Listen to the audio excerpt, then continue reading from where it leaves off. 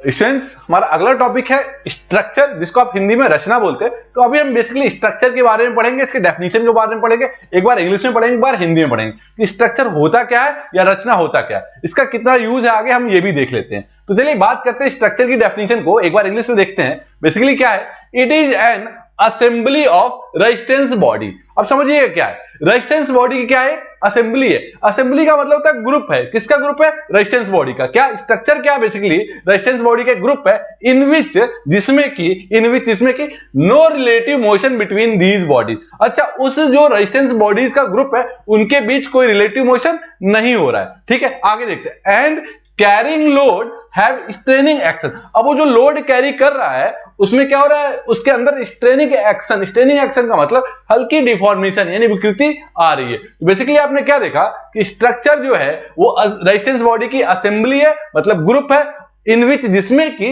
No relative motion, कोई सापेक्ष गति नहीं हो रही। किनके बीच नहीं हो रही है, जो रेजिस्टेंस बॉडीज है उनके बीच में, यानी बिटवीन दीज रेजिस्टेंस बॉडी।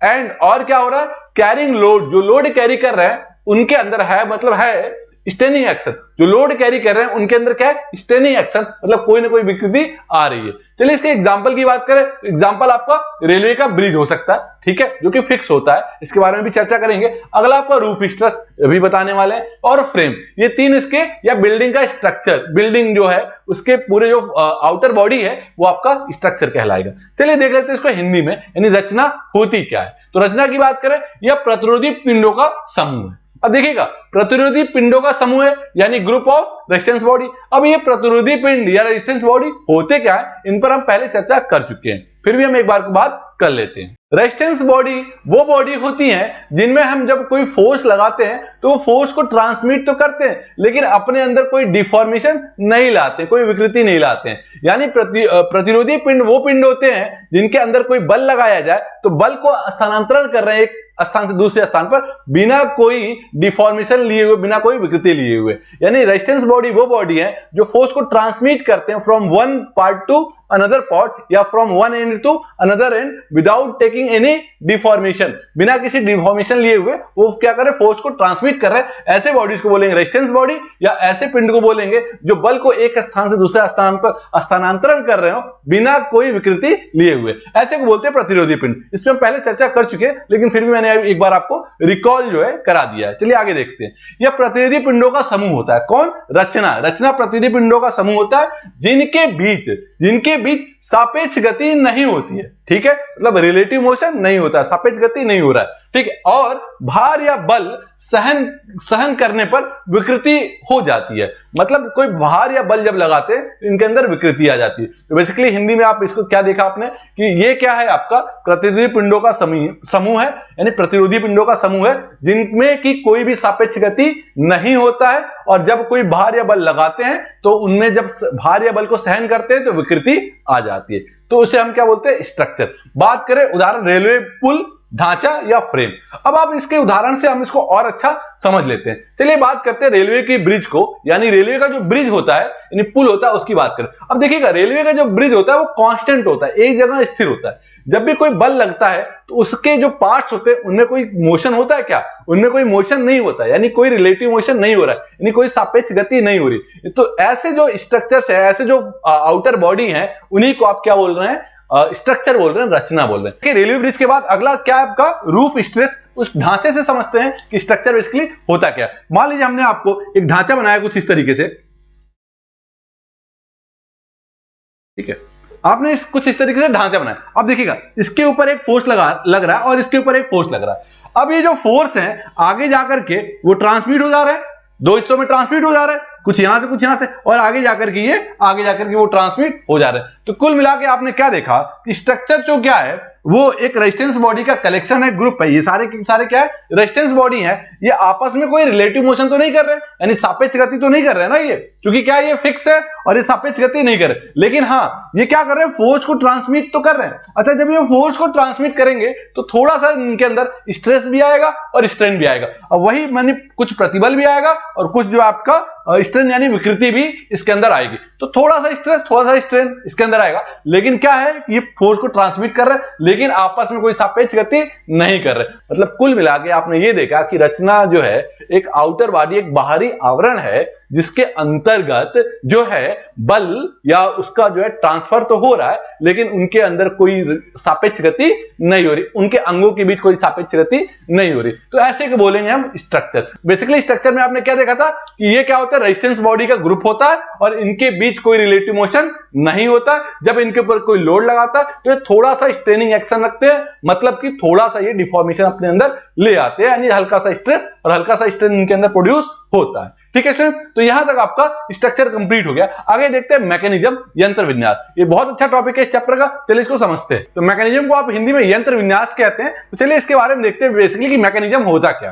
देखते हैं, it is an assembly of many link. अच्छा, ये कई लिंक की असेंबली होती है। असेंबली का मतलब ग्रुप होता है, समूह होता है। ठीक है, तो कई लिंक का क्या है, समूह है, इन विच, जिसमें कि वन लिंक इज फिक्स्ड, एक लिंक फिक्स होता है, उसे ही हम क्या बोलते हैं, मैकेनिज्म बोलते हैं। ठीक है, तो अभी तक आपने क्या देखा मैकेनिज्म में कि ये असेंबली होती है मेनी लिंक का, कई लिंक का ग्रुप होता है जिसमें कि एक लिंक आप फिक्स कर देते हैं, बाकी लिंक आपका मोशन में होता है। यानी एक फिक्स है तो बाकी क्या कर रहे हैं, मोशन में। ठीक है, तो इस पूरे ग्रुप को आप क्या बोलते हैं, आप मैकेनिज्म बोलते हैं। ठीक है, किसके ग्रुप को बोलते हैं, लिंक के ग्रुप को। ठीक है, आगे देखते हैं इसको हिंदी में क्या बोलते हैं। यह कई कड़ियों का समूह होता है। ठीक है भाई, कई कड़ियों का ग्रुप होता है, समूह होता है, जिसमें कि एक कड़ी को हम स्थिर कर देते हैं, यानी एक कड़ी को फिक्स कर देते हैं, यंत्र विन्यास कहलाता है। यानी एक कड़ी को फिक्स कर दिए, बाकी कड़ी गति की अवस्था में, तो इस पूरे सिस्टम को हम क्या बोलते हैं, मैकेनिज्म बोलते हैं, यानी यंत्र विन्यास कहते हैं। अब देखते हैं, समझते हैं, चलिए देखते हैं। मान लीजिए कई लिंकों से मिलकर के आपका, कई लिंक से मिलकर के आपका मैकेनिज्म बना, 1 2 3 4, हमने 4 लिंक ले लिया है। ठीक है, 4 लिंक हमने ले लिया है। इन 4 लिंक में हमने एक लिंक को क्या कर रखा है, फिक्स कर रखा है। तो अब एक लिंक फिक्स कर रखा है, बाकी लिंक तो फिक्स नहीं है ना, बाकी लिंक फ्री है, तो फ्री है तो क्या करेंगे, मूव करेंगे। मान लीजिए हमने इधर को डायरेक्शन दिया, ये भी लिंक जो है इसी से तो जुड़ा हुआ है, जब एक मूव कर रहा है तो अगला भी तो मूव करेगा, यानी कुल मिला के आपस में सापेक्ष गति हो रही है, रिलेटिव मोशन हो रहा है। तो आपने देखा लिंक 1 2 3 4 4 लिंक है, और 4 लिंक में एक लिंक को फिक्स कर दिया और बाकी लिंक आपका आपस में रिलेटिव मोशन कर रहे हैं, सापेक्ष गति कर रहे हैं। अच्छा, आपके दिमाग में ये आ रहा हो क्या एक ही लिंक को फिक्स कर सकते क्या, नहीं, हो सकता है कि हमने दूसरी बार दूसरे लिंक को फिक्स कर दिया। अब दूसरे लिंक को फिक्स कर दिया, मान लीजिए हमने तीसरे लिंक को फिक्स किया, पहला दूसरा और चौथा आपका फिर भी फ्री हो गया। अब आपस में ये सब क्या करेंगे, आपस में रिलेटिव मोशन करेंगे, सापेक्ष गति करेंगे। तो अगर हम बारी बारी से बात करें तो बारी बारी से अलग अलग 4 बार हम चारों लिंक को अलग अलग तरीके से फिक्स कर सकते हैं। अगर हम यही प्रक्रिया करते रहें तो इसको हम इन्वर्जन बोलते हैं। ठीक है, तो कुल मिला के आपने अभी तक क्या देखा कि मैकेनिज्म यानी यंत्र विन्यास जो है कई लिंक का एक कलेक्शन है, एक असेंबली, यानी कई कड़ियों का एक समूह होता है, जिसमें कि एक कड़ी को आप फिक्स कर देते हैं, जिसमें कि एक लिंक को आप फिक्स कर देते हैं, बाकी लिंक रिलेटिव मोशन कर रहे होते हैं, यानी बाकी कड़ियां आपस में सापेक्ष गति कर रही होती है। ठीक है, तो आपने ये देखा, अगर हमने बारी बारी से अलग अलग लिंक को फिक्स करना शुरू कर दिया तो इस पूरे प्रोसेस को इन्वर्जन बोलते हैं, जिसको हिंदी में उत्क्रमण बोल देते हैं। ठीक है, तो इन्वर्जन का टॉपिक आगे आने वाला है। अच्छा देखिएगा, इस चीज को समझना आपके लिए ज्यादा इंपॉर्टेंट है, क्योंकि चैप्टर ही आपका क्या है, सिंपल मैकेनिज्म। तो मैकेनिज्म आपको यहां से समझ में आ गया कि मैकेनिज्म क्या है, ग्रुप ऑफ लिंक है जिसमें एक लिंक को फिक्स कर दिया, बाकी आपका मोशन में है। क्लियर है, आगे देखते हैं, चलिए। ठीक है, अच्छा एक बात और समझते हैं, ये जो मैकेनिज्म है, इसी मैकेनिज्म से मशीन बनता है। अब देखिएगा, मैकेनिज्म से ऊपर क्या पहले मशीन है, तो मशीन किससे बनता है, मैकेनिज्म से। आपने कई मैकेनिज्म को एक साथ जोड़ दिया और इससे क्या बन गया, आपकी मशीन बन गई। अब ठीक है, कैसे मशीन बनी, मान लीजिए आपने एक को मूव कराया, अब एक को मूव कराया, एक को इधर को आपने फिक्स कर दिया, एक लिंक फिक्स कर दिया, बाकी दूसरे को आपने मूव कराया। अब इससे ये जुड़ा हुआ, ये मूव करेगा, ये मूव करेगा, ये मूव करेगा, ये मूव करेगा। अब आप कहेंगे सर हुआ क्या, स्टार्ट आपने यहां से करा, एंड आपने यहां करा, तो मशीन क्या है, बेसिकली मशीन भी तो ग्रुप ऑफ मैकेनिज्म ही तो है। बेसिकली मशीन क्या आपका ग्रुप ऑफ मैकेनिज्म है, और मैकेनिज्म क्या है, ग्रुप ऑफ लिंक है। तो आपस में रिलेट करिएगा, group of link is known as mechanism and group of mechanism is known as machine. यानी कई कड़ियों के समूह को आप यंत्र विन्यास कहते हैं, और कई यंत्र विन्यास के समूह को आप क्या बोल देते हैं, मशीन बोल देते हैं। तो सेंस, अच्छा एक बात और समझ लेते हैं, मैकेनिज्म का एक सबसे अच्छा एग्जांपल जो हो सकता है आपका, वो ट्रेन हो सकता है, क्योंकि ट्रेन की बात समझते हैं, उसमें एक इंजन होता है, तो इंजन क्या किसी एक ही चीज से तो पूरा इंजन बनता नहीं। मान लीजिए आपके पास कुछ ऐसा, आपने 4 लिंक से मिला करके एक मैकेनिज्म बनाया। अब मैकेनिज्म तो अभी नहीं कहलाएगा ये, भाई 4 लिंक आपने जोड़ दिया तो मैकेनिज्म है नहीं। रूल क्या है इसका, एक लिंक को फिक्स भी तो करना। आपने अब इसको बड़े प्यार से आराम से इसको फिक्स कर दिया। अब जब ये फिक्स हो गया अब ये मैकेनिज्म कहलाएगा। मान लीजिए आपने जो है इसको मूव कराया, अब जब इसको मूव कराया तो आगे वाला ये पार्ट भी तो मूव करेगा। अब ये मूव करेगा तो मान लीजिए कुछ घूम रहा है ऐसे सर्कुलर मोशन में, घूम सकता है ये कुछ, ये ऐसे सर्कुलर मोशन में घूमेगा। जब ये वाला घूमेगा ये वाले तो सर्कुलर मोशन बनाएगा कुछ इस तरीके से, कुछ इस तरीके से। तो आपने एक को जो है पावर दिया, दूसरे को ट्रांसमिट हो गया। तो मैकेनिज्म बेसिकली क्या कर रहा है, आपका जो है पावर या मोशन या फोर्स को क्या कर रहा है, ये ट्रांसमिट भी कर रहा है और इसका एक लिंक फिक्स भी है। कुल मिला के आपने क्या देखा, 4 लिंक का एक समूह होता है जिसको आप मैकेनिज्म बोलते हैं, उसमें एक लिंक आपने फिक्स कर दिया। बेसिकली एक बार और चर्चा करें, मैंने आपसे 4 लिंक ही बनाए हैं, क्या 4 ही लिंक का होगा? नहीं, 4 के अलावा 5 लिंक का भी मैकेनिज्म हो सकता है, 6 लिंक का हो सकता है, 7 लिंक का होता है एंड सो ऑन। मतलब आप कई सारे लिंक, ऐसा नहीं 4 मैंने बनाए तो 4 ही हैं, 4 के अलावा आपका मन कर रहा है कि कुछ ऐसा लिंक है हमारा।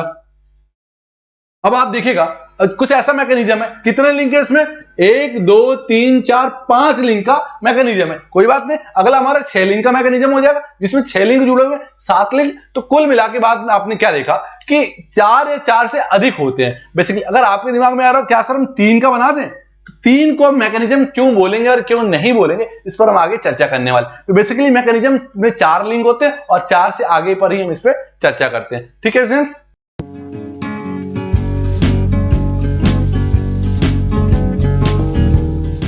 स्टूडेंट्स हमारा नेक्स्ट टॉपिक है मशीन और मैकेनिज्म के बीच का अंतर। तो मैकेनिज्म आपने देख लिया, अब आप ये देखेंगे कि मैकेनिज्म और मशीन के बीच का अंतर क्या है। क्यों ऐसा क्यों देखते हैं, क्योंकि आप ये देखेंगे कि पूरा थ्योरी ऑफ मशीन है, यानी कोई भी एलिमेंट को या कोई भी कंपोनेंट को आप पढ़ेंगे तो उसको किससे रिलेट करेंगे, आप मशीन से ही रिलेट करेंगे। ठीक है, तो चलिए देखते हैं कि मशीन और मैकेनिज्म के बीच क्या अंतर है, difference between mechanism and machine. ठीक है, यानी यंत्र विन्यास और मशीन के बीच का अंतर हम पढ़ने वाले। चलिए देखते हैं मैकेनिज्म और इधर आपका मशीन है। तो पहला डिफरेंस देखते हैं। पहला क्या डिफरेंस है, it is an assembly of many link. भाई अभी तो हमने डेफिनेशन पढ़ी कि क्या है मैकेनिज्म, क्या था आपका, असेंबली था किसका, मेनी लिंक का। कई लिंक का क्या एक असेंबली है, ठीक है, जिसमें एक लिंक को हम फिक्स कर देते थे और बाकी लिंक क्या करते थे, मोशन को ट्रांसमिट करते थे। यही तो आपने देखा, जिसमें आप क्या करते थे, वन लिंक को फिक्स कर देते थे और बाकी लिंक क्या करते थे, ट्रांसमिट मोशन को ट्रांसमिट करते थे। यही तो आपने देखा था। और हिंदी में इसको देख लेते, ये कई कड़ियों का समूह है जिसमें एक कड़ी दूसरी कड़ी पर गति पारित करता है। अब आप देखिएगा ये कैसे गति को पारित करता है, इसको समझिएगा। अभी हमने थोड़ी देर पहले हमने कुछ ऐसा बनाया था आपको, ठीक है, इसमें आपने ये देखा था कि एक लिंक को आपने फिक्स कर दिया था, बाकी को में क्या हो रहा था, मोशन का ट्रांसमिशन तो ही तो हो रहा था। तो मैकेनिज्म क्या कर रहा है, मोशन का बेसिकली ट्रांसमिट कर रहा है। आगे देखते हैं मशीन क्या है। Machine it is an assembly of link, ये कई लिंक का असेंबली है एंड ग्रुप ऑफ मैकेनिज्म। अब समझिएगा ये यहां पर था, ये लिंक का असेंबली के साथ साथ क्या है, मैकेनिज्म का भी ग्रुप है। ये पहले वाला क्या था, केवल असेंबली का, लिंक का असेंबली था। यहां क्या है, लिंक के असेंबली के साथ साथ मैकेनिज्म का भी ग्रुप है, इन विच जिसमें कि रिलेटिव मोशन बिटवीन देम, और उन सब में आपस में क्या हो रहा है, सापेक्ष गति हो रही है। तो देखिएगा इसको हिंदी में, यह कई कड़ियों तथा कई यंत्र विन्यासों का समूह होता है, ठीक है, जिसमें सापेक्ष गति होती है। बहुत सिंपल में ये कहा गया है कि मशीन क्या है आपका, machine basically group of link है और साथ ही साथ ग्रुप ऑफ मैकेनिज्म है। तो ग्रुप ऑफ लिंक और ग्रुप ऑफ मैकेनिज्म को मिला करके आपकी मशीन बन रही है। यानी कोई ये कहे कि क्या मैकेनिज्म के अंदर मशीन आएगी, नहीं, मशीन के अंदर मैकेनिज्म आएगा, बिल्कुल आएगा। यानी मैकेनिज्म से ही मशीन बन रहा है।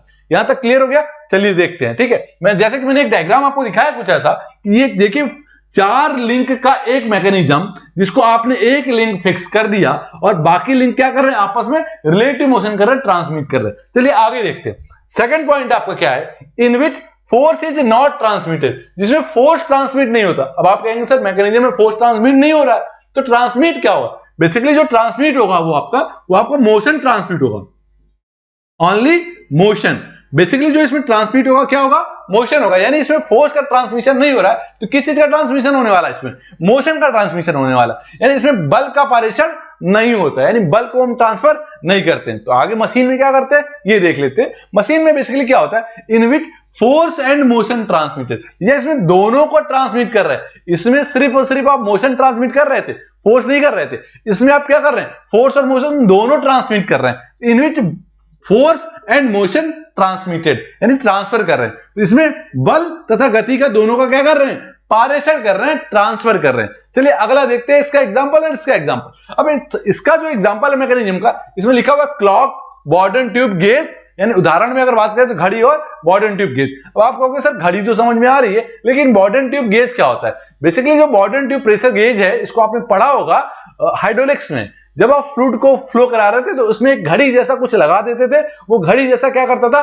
प्रेशर को बताता था। ठीक है, अरे आप ऐसे भी समझ सकते हैं, ये एयर का भी प्रेशर तो बताता है। जब आप बाइक में हवा भरवाने जाते हैं तो कुछ एक घड़ी जैसा डायल होता है जिसमें सुई रिफ्लेक्ट करती है, निडल क्या हो रही है आपकी, वो भी तो आपका क्या हो सकता है, आपका गेज ही तो है। तो उसके अंदर ये पूरा का पूरा मैकेनिज्म ही काम करता है, क्योंकि क्या कर रहा है, ये मोशन को ट्रांसमिट कर रहा है, ये फोर्स को ट्रांसमिट नहीं कर रहे। तो घड़ी के अंदर बहुत सारे छोटे छोटे कलपुर्जे लगे होते हैं, वो जो छोटे छोटे कलपुर्जे ही होते हैं, जो उसके पार्ट्स होते हैं, वो पूरा क्या है आपका, एक मैकेनिज्म को बना रहे होते हैं। तो ये आपका पूरा क्या हो गया, मैकेनिज्म का एग्जांपल हो गया, यानी ये मोशन को ट्रांसमिट कर रहा है, फोर्स को ट्रांसमिट नहीं कर रहे। अब बेसिकली मशीन की बात करें तो मशीन एक भाप इंजन है। अच्छा, भाप इंजन यानी स्टीम का इंजन। अब स्टीम का इंजन छोटा तो होता नहीं, इनमें बहुत सारे पुर्जे यानी बहुत सारे लिंक्स जुड़े होते हैं, तो ग्रुप ऑफ लिंक और बहुत सारे मैकेनिज्म यानी कई प्रिंसिपल इसके अंदर काम कर रहे होते हैं। यानी अब आप देखेंगे तो रोटरी मोशन को रेसिप्रोकेटिंग में कन्वर्ट करना, मतलब कि घूर्णन गति को जो है आप प्रत्यगामी गति में बदल देना, ये पूरा इसके अंदर बहुत सारे मैकेनिज्म या बहुत सारे प्रिंसिपल काम करते हैं, बहुत सारे लिंक होते हैं। तो कुल मिलाकर के आपका स्टीम इंजन जो है आपका एक क्या हो गया, आपका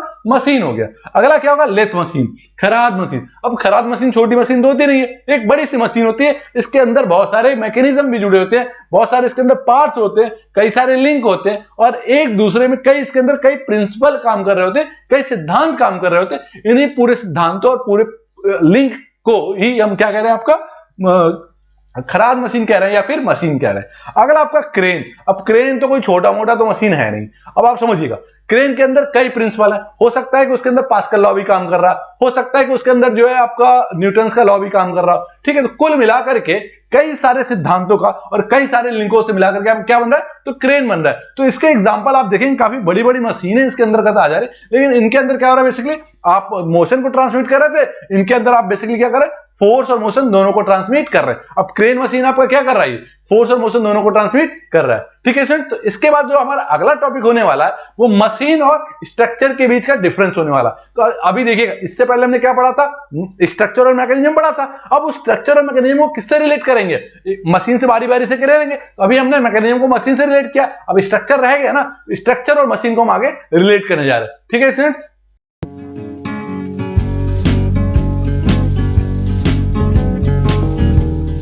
तो स्टूडेंट्स हमारा नेक्स्ट जो टॉपिक है वो अब अगला जो हमारा टॉपिक है वो है difference between machine and structure. तो अभी तक आपने इससे पहले स्ट्रक्चर की डेफिनेशन देखी थी, अब आप मशीन और स्ट्रक्चर के बीच का अंतर पढ़ने वाले हैं कि मशीन और स्ट्रक्चर में किस प्रकार हम जो है दोनों में अंतर देखते हैं। चलिए देखते हैं मशीन क्या है, फिर जो है स्ट्रक्चर क्या आपका। ठीक है स्टूडेंट, तो मशीन क्या है, basically it transmit available energy into useful work. ये सबसे बेसिक वाला जो आपने डेफिनेशन पढ़ा था वो वही वाली मशीन की डेफिनेशन यहाँ पर हम देख रहे हैं। क्या कर रहा है, ये अवेलेबल एनर्जी को यूजफुल वर्क में कन्वर्ट कर रहा है या ट्रांसमिट कर रहा है। कौन कर रहा है, मशीन। अच्छा ठीक है, ये उपलब्ध ऊर्जा को लाभदायक कार्य में पारिषित करता है। ठीक, साफ साफ, यानी उपलब्ध ऊर्जा को लाभदायक कार्य में पारिषित कर रहा है। कौन कर रहा है, ये काम मशीन का। स्ट्रक्चर बेसिकली क्या है, स्ट्रक्चर का देखते हैं। इट डज नॉट, साफ साफ लिखा हो, it does not transmit available energy into useful work. ये अवेलेबल एनर्जी को ट्रांसमिट नहीं कर रहा है किसमें, यूजफुल वर्क में। ठीक है, क्लियर हो गया। हिंदी में अगर इसकी बात करें तो ये उपलब्ध ऊर्जा को लाभदायक कार्य में पारिषित नहीं करता है। एक वर्ड है नहीं, इसी में ध्यान देना है। इसमें क्या था कि अवेलेबल एनर्जी को यूजफुल वर्क में मतलब जो है ट्रांसमिट किया जा रहा था, यानी जो आपके पास उपलब्ध ऊर्जा है उसको लाभदायक कार्य में आप पारिषित करते, इसमें ऐसा नहीं कर रहे थे। चलिए ठीक है, सेकंड देखते हैं। There is a relative motion between the part of machine. अच्छा ये बात इंपॉर्टेंट है, मशीन के जो पार्ट्स है वो आपस में एक दूसरे क्या करते हैं, सापेक्ष गति करते हैं, लेकिन स्ट्रक्चर में ऐसा नहीं होता है। अगर इसको हिंदी में कहें तो मशीन के अंगों के बीच सापेक्ष गति होता है। ठीक है, लेकिन स्ट्रक्चर की बात करें तो इसमें रिलेटिव मोशन नहीं होता है। देखते हैं, there is no relative motion between part of structure. हाँ भैया, वही स्ट्रक्चर इसमें बात किए थे कि बेसिकली क्या होते थे, स्ट्रक्चर फिक्स होते थे और ये सिर्फ और सिर्फ क्या ट्रांसमिट कर रहे, फोर्स को ट्रांसमिट करते थे, ये मोशन को ट्रांसमिट नहीं कर रहे थे। क्लियर हो गया। ठीक है, यहां से देखिएगा। अगला जो थर्ड है इसका, the member of structure transmit force only. अभी में हमने बात करी, ये जब ये फिक्स है ना, ये मोशन को ट्रांसमिट नहीं कर रहा है, तो क्या ट्रांसमिट कर रहा है? ये फोर्स। क्योंकि जब इसके एग्जांपल की हम बात कर रहे थे तो हमने आपको ये बताया था, ठीक है। आगे देखते हैं, रचना के अंग केवल बल को पारित करते हैं, लेकिन अगर वही मशीन की बात करें, link of machine transmit both power and motion. अच्छा, यहां पर क्या है, मशीन के जो लिंक होते हैं, जो कड़ियां होती हैं, वो पावर और मोशन दोनों क्या कर रहे हैं? ट्रांसमिट कर रहे हैं। हिंदी में अगर बात करें तो मशीन की कड़ी शक्ति तथा गति दोनों को पारित करता है, यानी मशीन की जो कड़ी होती है वो शक्ति तथा गति दोनों को क्या कर रहे हैं? पारित कर रहे हैं, ट्रांसफर कर रहे हैं, ठीक है। अगला देखिए, इस एग्जांपल की बात करें तो इंजन बेसिकली इसका एक एग्जांपल है। अब इंजन एग्जांपल क्यों है? क्योंकि मशीन के अंदर बहुत सारे मैकेनिज्म्स हैं और बहुत सारे मैकेनिज्म से मिलकर के आपका मशीन बन रहा था, ठीक है। अगला देखिएगा, लेथ मशीन भी वैसे ही है, उनके अंदर बहुत सारे प्रिंसिपल पे काम कर रहे हैं और बहुत सारे मैकेनिज्म है, बहुत सारी कड़ियां उसके अंदर लगी हुई हैं। आगे कार,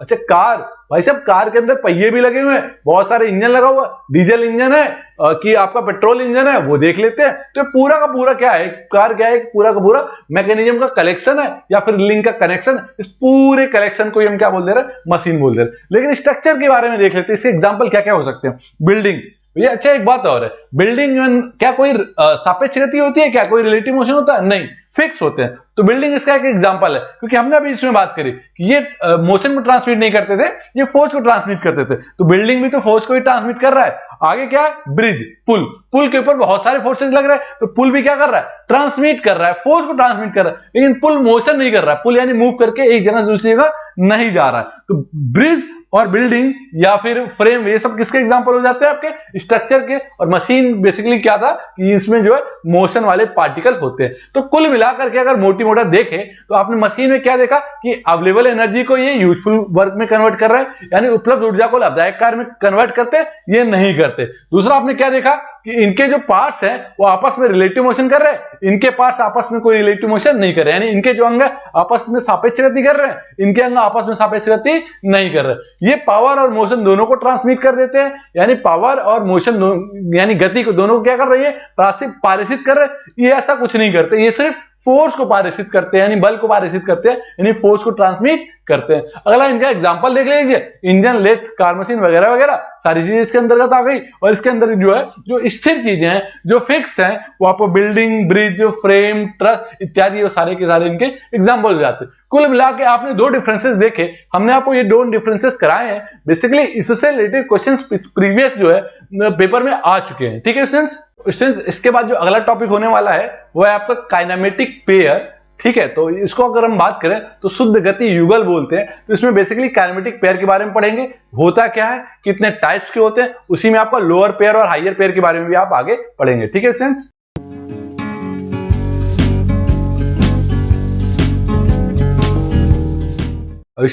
हमारा अगला टॉपिक है काइनेमेटिक पेयर। अब देखिएगा, ये काइनेमेटिक पेयर जो वर्ड है दो शब्दों से मिलकर के बना हुआ है, पहला आपका काइनेमेटिक, दूसरा आपका पेयर। तो इसमें बेसिकली आप पेयर के बारे में सभी जानते होंगे। पेयर का मतलब होता है जोड़ा, जोड़े का मतलब होता है कि दो कंपोनेंट आपस में जिसकी लेंथ ब्रेथ हाइट क्या हो, सेम हो, एक जैसा हो, उसे आप पेयर बोलते हैं। पेयर का मतलब तो आप सभी समझ गए, जो भी दो कंपोनेंट आपस में जिसकी लेंथ ब्रेथ हाइट क्या हो, सब सेम हो। लेकिन पेयर कैसा आपका? काइनेमेटिक है। अब काइनेमेटिक का मतलब हो गया कि वो कैसा है? शुद्ध गति युगल। शुद्ध गति का मतलब वो गति की अवस्था में, वो मोशन की कंडीशन में है। यानी ये जो पेयर है, इनमें जो जोड़ा है, वो जोड़ा आपस में मोशन कर रहे, गति कर रहे हैं। तो जो मोशन होगा उसे बोलेंगे रिलेटिव मोशन, यानी जो गति करेंगे उसे बोलेंगे सापेक्ष गति। तो हम उसी के बारे में यहां पर पढ़ने वाले। काइनेमेटिक पेयर के अंदर हम देखेंगे शुद्ध गति युगल, ठीक है। ये शुद्ध गति युगल आपका, शुद्ध गति युगल। तो शुद्ध गति युगल के बारे में आप पढ़ने वाले। बेसिकली इसके एक बार आप इसके बारे में इंग्लिश में पढ़ेंगे, इंग्लिश में देखेंगे, और एक बार हिंदी में इसका डेफिनेशन देखने वाले। तो काइनेमेटिक पेयर यानी अभी जो भी लिंक आप देखने वाले हो, सारे लिंक क्या होंगे? आपस में रिलेटिव मोशन कर रहे होंगे। अगर ये रिलेटिव मोशन ना करे, दो लिंक आपस में जुड़े हुए हैं और रिलेटिव मोशन ना करे, तो वो काइनेमेटिक पेयर नहीं कहलाएंगे। जब दो लिंक आपस में जुड़े हुए हैं और वो रिलेटिव मोशन करे, तो ही वो काइनेमेटिक पेयर कहलाएंगे। चलिए डेफिनेशन पर आते हैं, ठीक है। इन दिस पेयर, इस पेयर में, in this pair the two link और एलिमेंट ऑफ मशीन, ठीक है, are connect to each other and make relative motion. इसका मतलब ये था कि किसी भी मशीन का दो या दो से अधिक एलिमेंट या फिर लिंक, यानी लिंक या एलिमेंट आपस में जुड़े हुए हो, ठीक है, कैसे कांटेक्ट हो और क्या कर रहे हो? आपस में रिलेटिव मोशन कर रहे हो। इसका मतलब ये था कि मशीन में दो या दो से अधिक एलिमेंट या लिंक जो है आपस में जुड़े हुए हैं और क्या कर रहे हो, रिलेटिव मोशन कर रहे हो। ऐसा नहीं है, हो सकता है कि मशीन की जगह कहीं कहीं किसी जगह पर किसी बुक में यहां लिखा हो मैकेनिज्म, तो मैकेनिज्म लिखा होगा तो भी बात वही है, क्योंकि मैकेनिज्म में किससे बन रहा है, लिंक से ही तो बन रहा है। यानी एक मैकेनिज्म के अंदर कई सारे लिंक होते हैं और सारे लिंक आपस में जुड़े हुए होते हैं और कैसा मोशन कर रहे होते हैं, रिलेटिव मोशन, सापेक्ष गति। तो चलिए अगर हिंदी में इसकी बात करें डेफिनेशन में, तो इस युगल में मशीन दो या दो से अधिक जो कड़ी या अवयव से मिलकर बने होते हैं, यानी आपस में जुड़े रहते हैं तथा इनके बीच सापेक्ष गति होता है। दोबारा देखते हैं इसका हिंदी में, इस युगल में मशीन के दो कड़ी या अवयव, यानी दो कड़ी या अवयव, लिंक या फिर एलिमेंट आपस में जुड़े हुए हो, ठीक है, कांटेक्ट कर रहे हो और इनके बीच सापेक्ष गति होता है, यानी रिलेटिव मोशन होता है। तो आपने क्या देखा, काइनेमेटिक पेयर एक पेयर है, एक जोड़ा है जिसके अंदर दो या दो से अधिक लिंक आपस में जुड़े हुए होते हैं, या फिर इनको एलिमेंट भी कह सकते हैं, और ये रिलेटिव मोशन कर रहे हैं, यानी आपस में एक दूसरे के प्रति सापेक्ष गति कर रहे हैं। तो इस पूरे पेयर को, इस पूरे जोड़े के बोलेंगे काइनेमेटिक पेयर। अगर वो मोशन नहीं कर रहे होंगे तो काइनेमेटिक पेयर नहीं कहलाएंगे, केवल पेयर कहलाएगा। हिंदी में क्या है, तो शुद्ध गति, शुद्ध गति युगल। अब हिंदी वाला शब्द ज्यादा क्लियर है, शुद्ध गति मतलब इसमें गति की अवस्था में है। चलिए बात कर लेते हैं कि कितने प्रकार के काइनेमेटिक पेयर होते हैं, यानी शुद्ध गति युगल कितने प्रकार के होते हैं, कितने टाइप्स के होते हैं। तो क्लासिफिकेशन ऑफ काइनेमेटिक पेयर, यानी शुद्ध गति युगल के वर्गीकरण। हाँ, यानी अब हम इनके प्रकार के बारे में पढ़ने वाले, ठीक है सर। तो हम बेसिकली इनको हम तीन हिस्सों में बांट देते हैं। पहला, according to the relative motion between the element. अब देखिएगा वो रिलेटिव मोशन तो कर रहे हैं, वो कैसा रिलेटिव मोशन कर रहे हैं, ठीक है। यानी पहला जो है आपका, पहला है आपका कैसा ये रिलेटिव मोशन कर रहा है, उसके बारे में देखेंगे। दूसरा क्या है, according to the contact between the link, यानी जो लिंक है उनके कैसे कांटेक्ट है। और तीसरा कैसा आपका उनके बीच क्लोजर के हिसाब से, मतलब कि जुड़ने के आधार पर हम इनको विभाजित करें। तो बेसिकली हम क्या है कि क्लासिफिकेशन ऑफ काइनेमेटिक पेयर में हम जो है पूरे के पूरे काइनेमेटिक पेयर को तीन हिस्सों में बांट रहे हैं, और इन तीन हिस्सों के अंदर भी हम कई हिस्सों में बांट रहे हैं, ठीक है। यानी कई हिस्सों में हम डिवाइड करें, तो हम बारी बारी से इनके बारे में पढ़ेंगे। बेसिकली ये जो पूरा टॉपिक है ये बहुत इंपॉर्टेंट है, क्योंकि आप देखेंगे इस चैप्टर से ये क्वेश्चंस कई बार आया हुआ है कि काइनेमेटिक पेयर को एक्सप्लेन करिए और इसके टाइप्स को भी एक्सप्लेन करिए, ऐसे क्वेश्चन बनकर के आता है। तो चलिए बारी बारी से देख लेते हैं। तो सबसे पहला था according to the relative motion,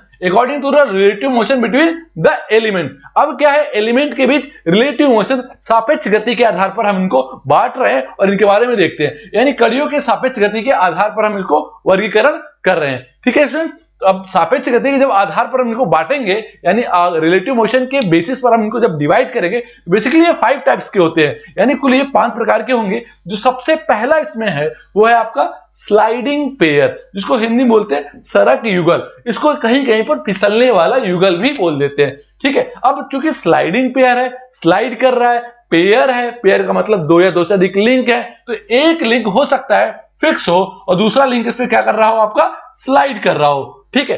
कैसे, मान लीजिए कि आपके पास एक लिंक कैसा फिक्स है, दूसरा लिंक इसके ऊपर रखा गया और ये लिंक आपका क्या कर रहा है, फिसल रहा है, स्लाइड कर रहा है ना। तो इसमें अच्छी बात क्या है कि दोनों लिंक आपस में कांटेक्ट बना रहे हैं और एक लिंक फिक्स है, दूसरा स्लाइड कर रहा है। कोई जरूरी नहीं कि एक फिक्स ही हो सकता है दोनों एक दूसरे के प्रति जो है स्लाइड कर रहे हो। तो जब स्लाइड कर रहे हो, जब फिसल रहे हो, तो ऐसे पेयर को हम बोलेंगे आपका स्लाइडिंग पेयर। अब आप कहेंगे सर इसका यूज कैसे होता है, चलिए देख लेते हैं एग्जांपल छोटा सा।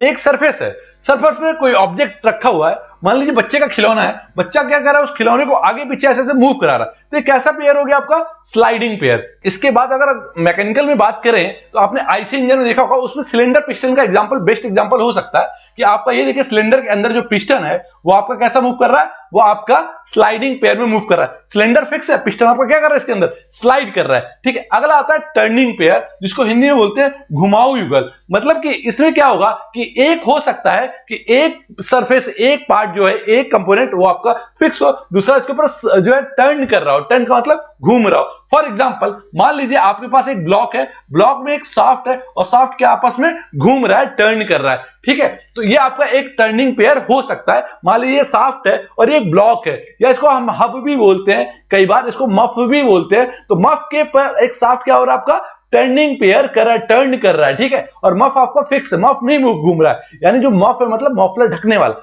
ये मूव नहीं कर रहा है और शाफ्ट आपका क्या कर रहा है, मूव कर रहा है, तो ये एक एग्जांपल हो सकता है आपका टर्निंग पेयर का, ठीक है, जिसको आप बोलते हैं घुमाऊ युगल। माने एक युगल यानी एक इसका जो पार्ट है इस युगल में एक पार्ट घूमेगा, ठीक है। अगला आपका आता है रोलिंग पेयर। अब रोलिंग पेयर नाम से ही लग रहा है रोल करेगा, कोई एक फिक्स होगा, कोई एक रोल करेगा, या हो सकता है दोनों रोल करे। फॉर एग्जांपल मान लीजिए दो सरफेस के बीच में एक रोलर लगाओ, और रोलर क्या कर रहा है, रोल कर रहा है, मतलब ये रोल करते हुए आगे बढ़ रहा है। दो चीजें ध्यान देनी है, ये अपने एक्सिस पर घूम भी रहा है और घूमते हुए क्या कर रहा है, ये आगे बढ़ रहा है, यानी ये रोलिंग का हो सकता है। दूसरा इसका एक और एग्जांपल हो सकता है, बेयरिंग का नाम सुना होगा आपने, बेयरिंग बोलते हैं। तो बेयरिंग में बेसिकली क्या होता है कि कुछ इस तरीके से इन दोनों के बीच में बॉल्स लगे होते हैं ढेर सारे, ठीक है, और ये बॉल्स क्या करते हैं, ये मूव करते हैं, ठीक है।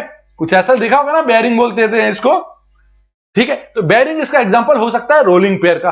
अगला है आपका स्क्रू पेयर, पेंच युगल। अच्छा देखिएगा, पेंच युगल जो है बेसिकली इसमें इसका मतलब है कि ये स्क्रू वाले प्रिंसिपल पे काम कर रहा होगा। एक ऐसा युगल यानी एक ऐसा पेयर जो स्क्रू वाले प्रिंसिपल पे काम कर रहा होगा। अब स्क्रू वाला प्रिंसिपल क्या हो सकता है, स्क्रू क्या होता है बेसिकली कि वो टर्न करते हुए आगे बढ़ता है और टर्न करते हुए पीछे को आता है। स्क्रू देखा है ना सबने, स्क्रू क्या होता है, पेंच टर्न करते हुए आगे बढ़ता है और टर्न करते हुए पीछे आता है। तो टर्न कर रहा है ना, तो टर्न कर रहा है तो टर्निंग पेयर आ गया, और आगे बढ़ रहा है और पीछे आ रहा है तो स्लाइडिंग कर रहा है। यानी बेसिकली अगर हम बात करें स्क्रू पेयर में तो स्लाइडिंग और टर्निंग दोनों आ जा रहा है। भाई स्लाइडिंग करते हुए आगे पीछे जा रहा है और टर्न भी कर रहा है अपने एक्सिस पर, तो ये दोनों इसके अंदर आ सकता है। इसका सबसे अच्छा एग्जांपल हो सकता है नट बोल्ट। नट बोल्ट देखा आपने, नट बोल्ट में क्या होता है, एक जो आपका एक नट होता है, एक बोल्ट होता है, बोल्ट आपका आगे पीछे मूव कर रहा होता है, नट फिक्स होता है। तो कुछ इस तरीके का आपका ये स्क्रू पेयर भी हो सकता है, ठीक है स्टूडेंट्स। अगला आपका स्फेरिकल पेयर। स्फेरिकल पेयर को बोलते हैं गोलीय युगल। अच्छा देखिए नाम से समझ में आ रहा है गोलीय युगल, मतलब एक युगल कुछ ऐसा होगा, गोल जैसा होगा, ठीक है। अब समझते हैं कैसे काम आता है ये, एक छोटा सा एग्जांपल लेते हैं आपको, उसके बाद इसको समझते हैं। तो पहले इसके प्रिंसिपल को समझते हैं। इसका प्रिंसिपल बेसिकली क्या है, मान लीजिए कि एक आपका कुछ ऐसा है, दूसरा आपके उस पर कुछ बॉल से लगे हुए और कुछ ऐसा है, यानी ये आपका आगे पीछे मूव कर रहा है। तो अब आपका इसका एक एग्जांपल हो सकता है जो फोर व्हीलर होता है उसका गियर, ठीक है, गियर आगे पीछे मूव करते हैं। दूसरा एग्जांपल जो आप सबसे ज्यादा कॉमन एग्जांपल है वो है आपका बाइक का जो मिरर होता है, साइड मिरर होता है ना बाइक में, तो बाइक का जो साइड मिरर होता है वो भी क्या ऐसे से मूव करता है ना अपने एक्सिस पर, अपने एक्सिस पर मूव कर रहा होता है। तो वो भी आपका किसका एग्जांपल हो सकता है, स्फेरिकल पेयर का। कैसे, क्योंकि वो एक स्फीयर के माध्यम से जुड़े हुए रहते हैं। अब क्या एक आपने वो देखा होगा एक पेन वाला, एक जो ज्यादातर प्रिंसिपल वगैरह जब आप स्कूल में जाते होंगे, कॉलेज में जाते होंगे, तो प्रिंसिपल की टेबल पे रखा होगा पेन रखने वाला कुछ ऐसा, वो भी ऐसा ऐसे मूव कर रहा होता है। वो भी एक एग्जांपल आपका स्फेरिकल पेयर का, ठीक है स्टूडेंट। तो स्फेरिकल पेयर समझ में आ गया, दोबारा समझिएगा। बेसिकली इसमें क्या है कि आपका एक बाइक का जो मिरर है जो अपने ऐसे एक्सिस पर एक बॉल के थ्रू जुड़ा हुआ होगा और मूव करेगा, ठीक है। नहीं कुछ समझ में आ रहा, पेन उठाइए, कॉपी पे रखिए, ऐसे से मूव कर लीजिए। ये भी आपका क्या हो सकता है, एक आपका जो है स्फेरिकल पेयर हो सकता है। क्लियर हो गया।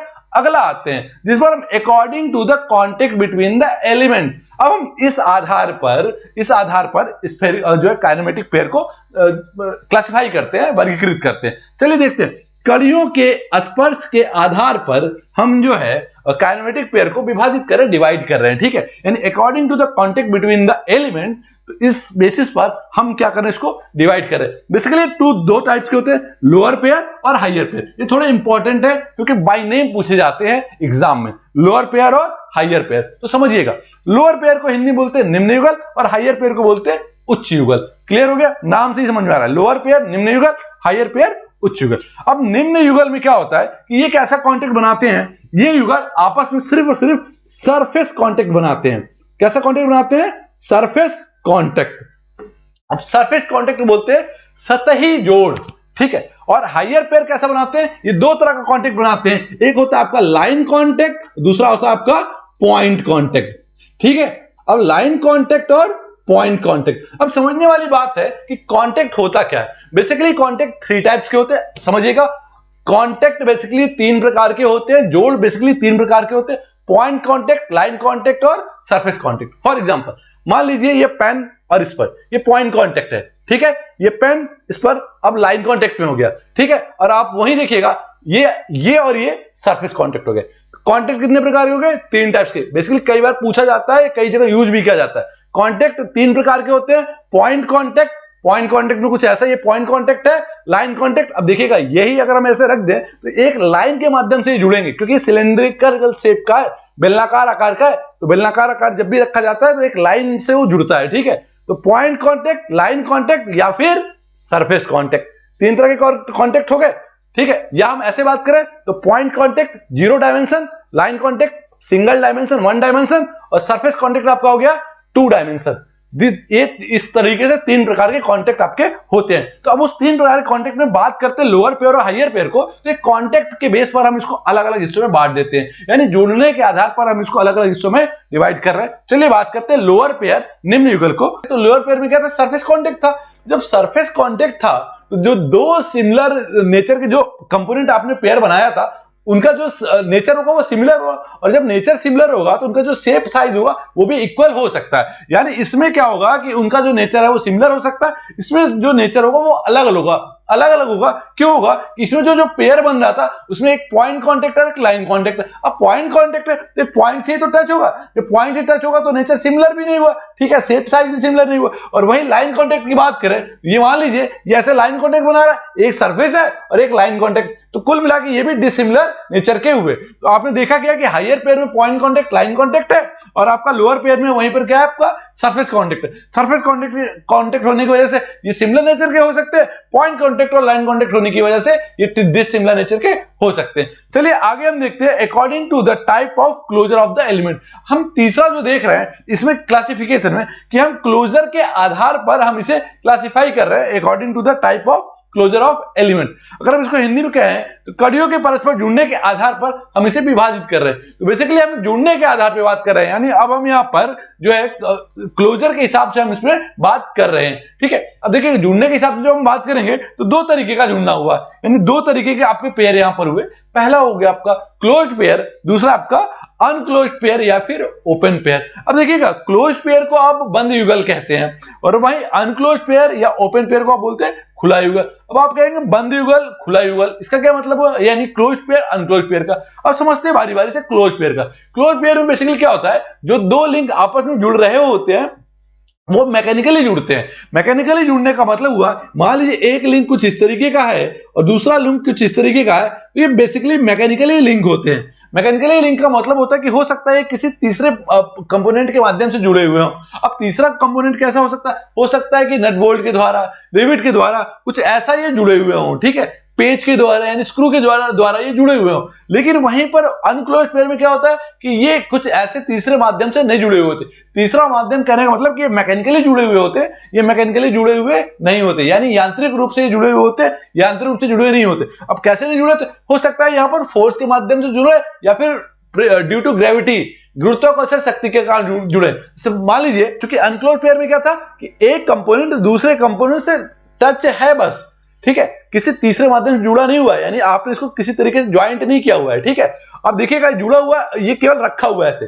अब ये मूव करेगा ये सरफेस, तो इसके अंदर भी तो मूवमेंट आएगा। इस तरीके से जो भी कांटेक्ट आपका मैकेनिकली ना जुड़ा हुआ हो या फोर्स से जुड़ा हुआ हो या फिर ग्रेविटी की वजह से, मतलब ऐसे रखा गया हो, ठीक है, ये मूव करेगा तो ये भी मूव करेगा, ये आपका ऊपर नीचे मूव करेगा, ये राउंड शेप का मूव करेगा। तो इसका एक बहुत अच्छा एग्जांपल हो सकता है कैम एंड फॉलोअर। बेसिकली जितने भी लिंक आपको दिख रहे हैं इसमें मैक्सिमम लिंक आपके क्लोज्ड पेयर के होते हैं, यानी मशीन के अंदर लगभग जो जितने भी लिंक आपको दिख रहे हैं मैक्सिमम ज्यादातर जो लिंक होते हैं आपके क्लोज्ड पेयर के होते हैं, और मिनिमम लिंक जो आपके अनक्लोज्ड पेयर यानी आपका खुला युगल होता है। इसमें अनक्लोज्ड पेयर का एक अच्छा एग्जांपल हो सकता है कैम एंड फॉलोअर। चलिए देखते हैं कैम एंड फॉलोअर को बनाते कैसे। बेसिकली ये कैम कुछ इस तरीके का होता है, अंडाकार आकार का, ठीक है, इसके ऊपर ऐसे फॉलोअर लगा होता है। फॉलोअर हमेशा कैम को फॉलो करता है, मतलब अगर कैम है तो ही फॉलोअर है, कैम नहीं है तो फॉलोअर का कोई मतलब नहीं है। अब देखिएगा जब एक कैम कुछ इस तरीके से घूम रहा है, राउंड शेप में घूमेगा, तो हो सकता है कि कैम कुछ आपका ऐसे चला जाए, ठीक है।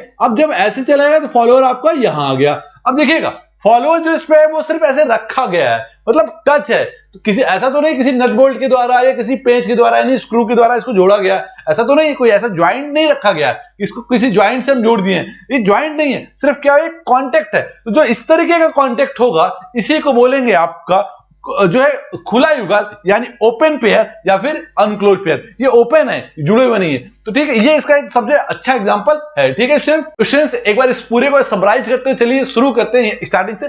काइनेमेटिक पेयर क्या था? एक ऐसा पेयर था जो जिनमें क्या है कि मशीन के जो कंपोनेंट है यानी जो लिंक है वो आपस में क्या कर रहे हैं? रिलेटिव मोशन कर रहे हैं। ठीक है, यानी मशीन के जो लिंक आपस में रिलेटिव मोशन कर रहे हैं उसे बोलेंगे काइनेमेटिक पेयर। इसको हिंदी में बोलेंगे शुद्ध गति युगल, यानी एक ऐसा युगल जो कि गति कर रहा है आपस में। ठीक है, सापेक्ष गति कर रहा है। आगे देखते हैं इसको, बेसिकली हम 3 पार्ट में डिवाइड करते हैं। पहला होता है according to the relative motion, यानी रिलेटिव मोशन के आधार पर अगर हम इसे विभाजित करें तो कुल पूरे 5 हिस्सों में हम इसको विभाजित कर सकते हैं। ठीक है, इसमें जो सबसे पहला आता है आपका sliding, then turning, then rolling, then screw and spherical. अब इसको हिंदी बोले स्लाइडिंग माने सरक युगल, सरकता रहता है कुछ ऐसा। टर्निंग में कुछ टर्न करता रहता है आपका। रोलिंग में क्या था कि रोल कर रहा है ऐसे ऐसे करके। और स्क्रू पेयर में वो स्क्रू वाले प्रिंसिपल पे काम कर रहा है, यानी स्क्रू वाले प्रिंसिपल मतलब क्या है आपका?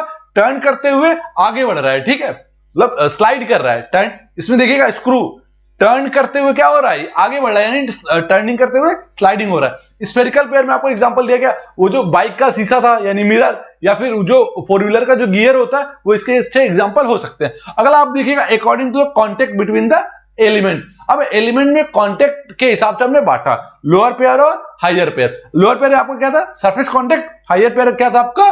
जो है लाइन कांटेक्ट और पॉइंट कांटेक्ट। इसको हिंदी में उच्च युगल बोलते हैं और लोअर पेयर को आप निम्न युगल बोल रहे होते हैं। अगला जो थर्ड है आपका according to the type of closure of element. अब क्लोजर ऑफ एलिमेंट के हिसाब से हमने बांटा, यानी कड़ियों के परस्पर जुड़ने के आधार पर हमने इसको विभाजित किया। ये 2 पार्ट में क्या? पहला आपका क्लोज पेयर जिसको आपने बोला बंद युगल, दूसरा आपका अनक्लोज पेयर या फिर ओपन पेयर जिसको आपने बोला खुला युगल। अच्छा ठीक है, इसके बाद हम क्या देखने वाले हैं? बारी बारी से एक एक को एक्सप्लेन करने वाले हैं। ठीक है फ्रेंड्स,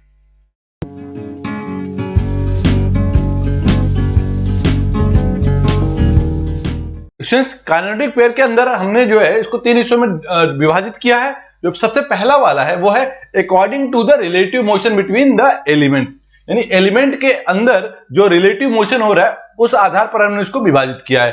ठीक है, तो इसके अंदर हम देखेंगे, इसको हिंदी में अगर बात करें तो सापेक्ष गति के आधार पर हम इसमें बात करने वाले हैं। तो देखिएगा, हम इसमें जो है रिलेटिव मोशन के आधार पर हम टोटल इसको 5 हिस्सों में बांट रहे हैं। तो सबसे पहला वाला है आपका, वो है आपका स्लाइडिंग पेयर जिसको आप बोल रहे हैं सरक युगल। मतलब इसमें क्या है कि 2 एलिमेंट जो है आपस में एक दूसरे के ऊपर स्लाइड कर रहे हैं, फिसल रहे हैं, उसके बारे में हम इस पे बात करेंगे। तो चलिए देखते हैं इसका डेफिनेशन, एक बार इंग्लिश में फिर एक बार हिंदी में। ठीक है, इन दिस पेयर, देखिएगा इन दिस पेयर 2 एलिमेंट क्या करें? Are connected to each other.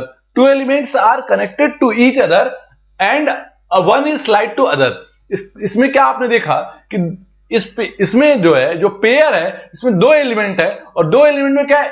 ये दोनों आपस में जुड़े हुए हैं और एक दूसरे के ऊपर क्या कर रहे हैं? स्लाइड कर रहे हैं, यानी एक जो है वो दूसरे के ऊपर स्लाइड कर रहा है। ठीक है फ्रेंड्स, इसको अगर हिंदी में देखें तो हिंदी में इसको बोल सकते हैं सरक युगल। अब सरक युगल जैसा कि इसका नाम ही है कि इस युगल में, इस पेयर में क्या हो रहा है? सरक ना हो रहा है, मतलब फिसलना हो रहा है। ठीक है, तो अगर इसको हिंदी में देखें, इसमें 2 कड़ी या अवयव, मतलब लिंक या फिर एलिमेंट, 2 कड़ी या अवयव इस प्रकार जुड़े हुए होते हैं कि वो आपस में फिसल सके, मतलब वो एक दूसरे के ऊपर क्या करे? फिसल सके, स्लाइड कर सके। तो अब देखिएगा, इसका सबसे अच्छा एग्जांपल आपका पिस्टन और सिलेंडर हो सकता है, क्योंकि पिस्टन जो है सिलेंडर के अंदर स्लाइड कर रहा है, सिलेंडर आपका फिक्स है, पिस्टन आपका स्लाइड कर रहा है। यानी आप देखिएगा 2 लिंक है, एक लिंक आपका सिलेंडर है, दूसरा आपका पिस्टन है। तो सिलेंडर आपका फिक्स है, पिस्टन आपका स्लाइड कर रहा है, फिसल रहा है। तो जब भी कोई ऐसा कोई लिंक हो जिसमें एक लिंक स्लाइड कर रहा हो, दूसरा लिंक फिक्स हो, ऐसे को आप बोलेंगे स्लाइडिंग पेयर। ठीक है फ्रेंड्स, इसको लिखने की बात हो तो आप डेफिनेशन में आप ऐसे ही लिखेंगे और एग्जांपल आप इसका देंगे पिस्टन एंड सिलेंडर। ठीक है, अगला देखते हैं टर्निंग पेयर। टर्निंग पेयर मतलब घुमाऊ युगल। अब क्योंकि देखिएगा इसमें हम घुमाते हैं, अब इसमें क्या है कि इसमें भी 2 एलिमेंट होंगे, एक एलिमेंट आपका घूमेगा, दूसरा आपका फिक्स रहेगा। तो चलिए इसको डेफिनेशन देख लेते हैं बारी बारी से, एक बार इंग्लिश में भी और एक बार हिंदी में भी। ठीक है, इंग्लिश का डेफिनेशन क्या कह रहा है ये देखते हैं। इन दिस पेयर, इस पेयर के अंदर 1 एलिमेंट कैन टर्न और रिवॉल्व, यानी एक एलिमेंट या तो टर्न करेगा या रिवॉल्व करेगा। टर्न का मतलब अपने एक्सिस पर घूमेगा, रिवॉल्व का मतलब किसी चीज के चारों तरफ घूमेगा, वो कहलाएगा revolve. About a fix axis of the other link, यानी दूसरा जो लिंक होगा फिक्स होगा, उस लिंक के चारों तरफ जो है एक लिंक घूमेगा या फिर जो है उस पर एक्सिस पर रोटेट करेगा। जैसे कि इसका एक एग्जांपल हो सकता है साइकिल का पहिया। अब देखिएगा साइकिल का पहिया कैसे इसका एग्जांपल हो सकता है, जैसे कि साइकिल का पहिया एक धुरी के चारों ओर घूमता है। ठीक है। या दूसरा आप एग्जांपल ये देखिए, एक ब्लॉक बना है, एक शाफ्ट है, ठीक है। तो शाफ्ट क्या है, अपनी एक्सिस पर घूम रहा है, ठीक है, अपने एक्सिस पर चारों ओर घूम रहा है, और ब्लॉक जो है फिक्स है। कुछ इस तरीके से कि ब्लॉक जो है वो शाफ्ट के ऊपर इस तरीके से लगा हुआ है और शाफ्ट आपको क्या हो रहा है, आपका घूम रहा है, ठीक है फ्रेंड्स। तो ये हो गया। अगर इसको हिंदी में देखें, युगल में एक अवयव दूसरे अवयव के चारों ओर घूमता है, ठीक है। वैसे ही है कि एक अवयव जो है आपका, एक अवयव नहीं, एक लिंक जो है वो कुछ इस तरीके से चारों ओर अपने एक्सिस पर घूम रहा है। तो दूसरा वाला आपका घुमाव युगल हो सकता है, क्योंकि इसमें क्या हो रहा है, एक शाफ्ट आपका घूम रहा है अपनी एक्सिस पर, अपने अक्ष पर, ठीक है। अगला अगर जो आपका थर्ड है रोलिंग पेयर, इस पेयर में क्या है, इसको बोलते हैं बेलन युगल। अब जैसा कि इसका नाम है रोलिंग पेयर, मतलब इस पेयर में कोई एक लिंक तो फिक्स होगा, दूसरा वाला हो सकता है कि उस पर रोल कर रहा हो, ठीक है। तो देखते हैं, चलिए आगे इस पर डेफिनेशन एक बार इंग्लिश में देखते हैं, एक बार हिंदी में। तो इंग्लिश का डेफिनेशन क्या कह रहा है, in this pair one link is roll, ठीक है, फिक्स है कि एक ही लिंक क्या कर रहा है, रोल कर रहा है, and over another fixed link, दूसरा लिंक आपका फिक्स है। इसमें आप क्या देख रहे हैं कि रोलिंग पेयर में एक लिंक आपका रोल कर रहा है और दूसरा लिंक आपका क्या है, फिक्स है, ठीक है। अगर इसको हिंदी में बात करें तो इस युगल में एक कड़ी अन्य दूसरे स्थिर कड़ी पर घूमता है, मतलब दूसरा कड़ी क्या आपका स्थिर है, दूसरा कड़ी क्या आपका स्थिर है, और पहली कड़ी क्या कर रहा है आपका, वो घूम रहा है, ठीक है, दूसरी कड़ी पर। अगर आप इसका एग्जांपल देखना चाहें तो कुछ इस तरीके से इसका एग्जांपल बनाएंगे। बॉल बियरिंग, इसको बॉल बियरिंग बोलते हैं, बोलचाल की भाषा में जनरली इसको बेरिंग बेरिंग बोल देते हैं आप, तो वही बेरिंग ही तो है। अब देखिए इसमें बॉल लगा हुआ है, तो बॉल के क्या हुआ, अंदर वाला क्या है, फिक्स है, और बाहर वाला क्या हो रहा है, आपका घूम रहा है चारों ओर। तो एक आपका फिक्स होगा, दूसरा आपका चारों ओर घूमेगा, ठीक है स्टूडेंट्स। अगला है आपका स्क्रू पेयर, जिसको आप बोलेंगे पेंच युगल। अब देखिए स्क्रू पेयर क्यों बोल रहे हैं, क्योंकि स्क्रू वाले प्रिंसिपल पर एक काम कर रहा है। अब कैसे काम कर रहा है, स्क्रू कैसा होता है, वो घूमते हुए अंदर जाता है और घूमते हुए क्या होता है, बाहर आता है, यानी वो घूम रहा है, यानी टर्निंग कर रहा है, और अंदर जा रहा है, मतलब आपका जो है वो स्लाइडिंग कर रहा है। तो स्लाइडिंग और टर्निंग दोनों किसके अंदर हो रहे हैं, स्क्रू पेयर के अंदर हो रहे हैं। ये समझने वाली बात है कि स्क्रू पेयर के अंदर ये दोनों पेयर ऑलरेडी हो रहे हैं, ठीक है। चलिएगा देखते हैं इसको। इन this pair one element can turn about other by screw thread. अब लिखा हुआ साफ साफ कि इसमें एक एलिमेंट दूसरे एलिमेंट पे टर्न कर रहा है, किसके द्वारा, चूड़ियों के द्वारा। वो जो है वो एक दूसरे को, एक जो है दूसरे में टर्न कर रहा है, घूम रहा है, ठीक है, घूमते हुए आगे बढ़ रहा है, घूमते हुए पीछे आ रहा है। अगर इसको हिंदी में कहें तो इस युगल में एक अवयव दूसरे अवयव पर चूड़ियों की सहायता से घूमता है। साफ साफ वही स्क्रू पेंच वाला जो प्रिंसिपल है। अब समझिएगा स्क्रू पेंच का प्रिंसिपल क्या था, वही जो पेंच होता है घरों में आप देखते हैं, पेंच को जब आप ऐसे ऐसे लगाते हैं तो टर्न करते हुए आगे जाता है और टर्न करते हुए क्या होता है, पीछे आता है। दूसरा इसका एक और एग्जांपल हो सकता है नट बोल्ट, जो कि आपको यहां देखिएगा, इसका एक एग्जांपल है नट बोल्ट। नट बोल्ट में भी सेम यही है, आपका टर्न करते हुए आगे आएगा और टर्न करते हुए क्या होगा, ये पीछे जाएगा। तो इसमें दोनों चीजें हो रही, टर्निंग भी हो रही है और आपका इसमें एक स्लाइडिंग भी हो रही है। तो बेसिकली ये कई बार एक कॉन्सेप्चुअल क्वेश्चन इस पे बन सकता है कि किस पेयर के अंदर दो पेयर ऑलरेडी इंक्लूड है। तो टर्निंग पेयर और स्लाइडिंग पेयर किसके अंदर आ जा रहा है, स्क्रू पेयर के अंदर। अगला आपका जो लास्ट है स्फेरिकल पेयर, थोड़ा सा इन सबसे बिल्कुल अलग है, जिसको आप बोलेंगे गोलीय युगल। अब देखिएगा काम कैसे करता है, इसकी डेफिनेशन को देख लेते हैं, ठीक है। In this pair one element with spherical shape, इसमें क्या होगा, एक एलिमेंट कैसा होगा, स्फेरिकल शेप का होगा, गोलाकार आकार का ही होगा। यानी दो लिंक है, एक लिंक कैसा होगा, स्फेरिकल शेप का, गोलाकार आकार का होगा। Turn about the other fixed element, अब क्या है कि वो दूसरे एलिमेंट के अबाउट में टर्न कर रहा है, घूम रहा है, ठीक है। इसको अगर हिंदी में कहें तो इस युगल में एक गोलाकार कड़ी स्थिर कड़ी के चारों ओर घूमती है। अब कैसे घूमती है इसको देख लेते हैं, इसके एग्जांपल से बाकी क्लियर हो जाता है यहां पे। अब देखिएगा एक बॉल है और सॉकेट है। अब ये समझिएगा बॉल सॉकेट कुछ ऐसे लगा हुआ है कि आप बॉल से सॉकेट में फिक्स है, ऊपर एक हैंडल लगा हुआ, हैंडल से आप इसको घुमा सकते हैं। अगर इसको और अच्छा समझना है तो आप ये ऐसे समझ सकते हैं कि जो फोर व्हीलर का जो गियर होता है, गियर को आप क्या करते, कुछ ऐसे ऐसे चारों तरफ मूव करते, तो वो भी एक बॉल के थ्रू लगा होता, कुछ ऐसा। तीसरा एक एग्जांपल अगर तो जो बाइक का जो साइड मिरर होता है वो कुछ ऐसे ऐसे ऐसे घूम रहा होता है, एक बॉल के चारों तरफ। अगर हम चौथा बात करें तो एक पेन होता है जो टेबल पर एक ऐसे कुछ रखा होता है और वो भी कुछ ऐसे चारों तरफ घूमता है। अगर पांचवा एक एग्जांपल दें तो जॉयस्टिक एक गेम होता है, गेम में जॉयस्टिक होता है जो वो भी अपने एक्सिस पर चारों ओर घूमता है, वो भी बॉल के अबाउट से बॉल के थ्रू जुड़ा हुआ रहता है, यानी गोलाकार के थ्रू वो जुड़ा हुआ होता है। इतने सारे एग्जांपल आपको मिल गए तो मुझे लगता है कि स्फेरिकल पेयर आपका क्लियर हो चुका है। तो एक बार एक समरी ले लीजिएगा। स्लाइडिंग पेयर में क्या था, एक पेयर फिक्स था, दूसरा स्लाइड कर रहा था, ठीक है, पिस्टन सिलेंडर। दूसरा क्या था आपका टर्निंग पेयर, टर्निंग पेयर में क्या था, एक पेयर आपका फिक्स है, दूसरा जो है घूम रहा है। एग्जांपल देखिएगा, एक पेयर आपका एक जो है आपका एक पेयर का एक लिंक ब्लॉक आपका फिक्स है, शाफ्ट आपका घूम रहा है। थर्ड में क्या था आपका रोलिंग में क्या था, एक फिक्स है, अंदर वाला बाहर वाला रोल कर रहा है, ठीक है, मतलब घूम रहा है चारों तरफ, ठीक है। बॉल बेयरिंग की बात कर रहे हैं, बॉल बेयरिंग आपने देखा होगा, ठीक है। स्क्रू पेयर वही सिंपल सा नट बोल्ट, इसका एक एग्जांपल हो सकता है कि ये टर्निंग और स्लाइडिंग दोनों एक साथ हो रहा है इसमें, मतलब आप बात करें तो घुमाऊ युगल और सरक युगल दोनों एक साथ इसमें काम कर रहे हैं, ठीक है। अगला आपका स्फेरिकल पेयर, स्फेरिकल पेयर में हमने इतने सारे एग्जांपल दिए आपके, चाहे तो आप जो है फोर व्हीलर का गियर वाला सिस्टम देख लीजिए या फिर आप जो है साइड मिरर देख लीजिए बाइक का, ये सारे आपके इसके एग्जांपल हो जाते हैं, ठीक है स्टूडेंट्स।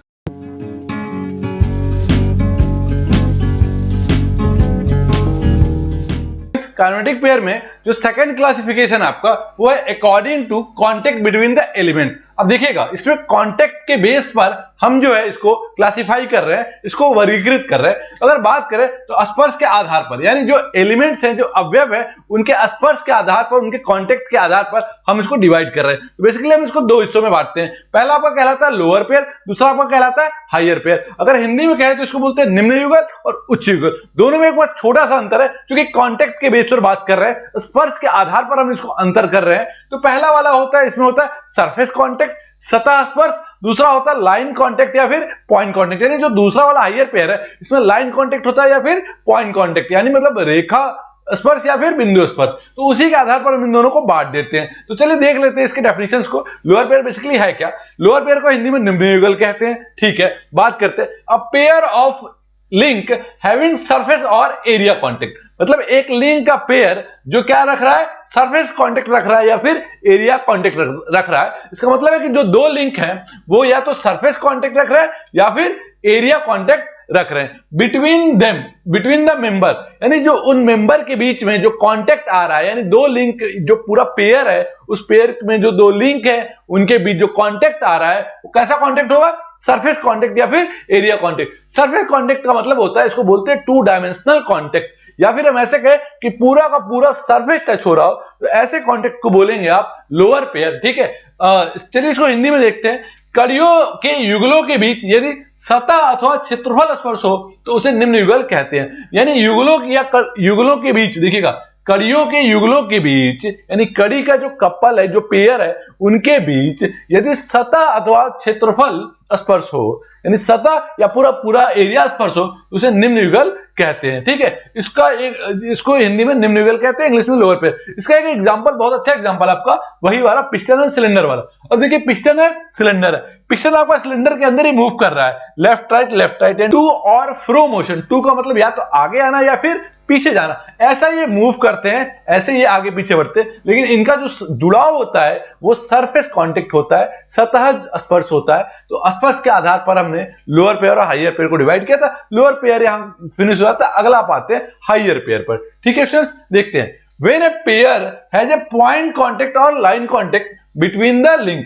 अब देखिएगा जब किसी पेयर के अंदर जो लिंक है उनके बीच या तो पॉइंट कांटेक्ट हो रहा हो या फिर लाइन का कांटेक्ट हो रहा हो। पॉइंट कांटेक्ट का मतलब कुछ ऐसा कांटेक्ट, लाइन कांटेक्ट का मतलब कुछ ऐसा कांटेक्ट, ठीक है students. It is known as higher pair. तो देखिएगा जो बेसिक डिफरेंस आया वो यही आया कि यहां क्या था, आपका सरफेस कांटेक्ट था, यहां पर क्या है आपका पॉइंट कांटेक्ट या फिर लाइन कांटेक्ट। किनके बीच में, दो कड़ियों के बीच में, दो लिंक के बीच में। अगर इसको हिंदी में कहें तो कड़ियों और युगलों के बीच यदि बिंदु अथवा स्पर्श रेखा हो, देखिएगा बिंदु अथवा स्पर्श रेखा मतलब या तो वो पॉइंट कांटेक्ट में आ रहा हो, यानी बिंदु स्पर्श आ रहा हो, या फिर रेखा स्पर्श आ रहा हो, तो उसे बोलते हैं उच्च युगल कहते हैं, यानी उसे उच्च युगल कहते हैं, यानी उसे हायर पेयर कहते हैं। तो उसके दो एग्जांपल है, बॉल बेयरिंग और रोलर बेयरिंग। अब बॉल बेयरिंग में क्या था, अंदर वाला सरफेस हमने फिक्स कर दिया था, बाहर वाला मूव कर रहा था, ठीक है। ये कैसे कांटेक्ट है, ये पॉइंट कांटेक्ट है। वहीं पर एक रोलर बेयरिंग होता था जिसमें क्या होता था, रोलर लगे होते थे, यानी दो सरफेस है, मान लीजिए एक सरफेस नीचे एक सरफेस ऊपर है, और ये आपका जो मार्कर है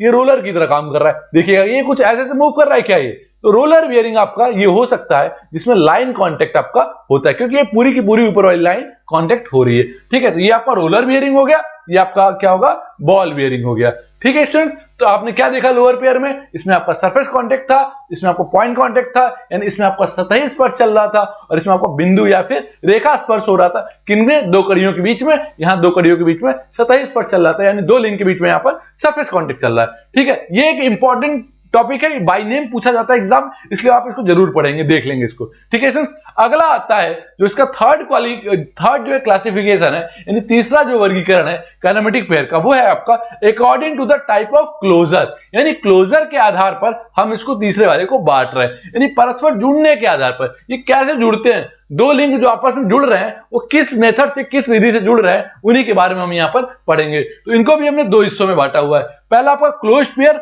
दूसरा आपका अनक्लोज्ड पेयर। क्लोज पेयर में क्या होता है, इसको बंद युगल बोलते हैं, अनक्लोज वाले को आप क्या बोलते हैं, खुला युगल बोलते हैं। ठीक है फ्रेंड्स, अब देखिएगा बंद और खुला थोड़ा सा अंतर है इसमें, कैसे बंद या खुला है, क्योंकि देखिए काइनेमेटिक पेयर की बात कर रहे हैं, यानी एक जोड़े की बात करेंगे। तो चलिए देखते हैं इसके डेफिनेशन में किस जोड़े की बात कर रहे हैं, काइनेमेटिक पेयर की। ठीक है, of a link when the kinematic pair of a link are connect with mechanically, इसमें जो इंपॉर्टेंट टर्म है वो क्या है, मैकेनिकली।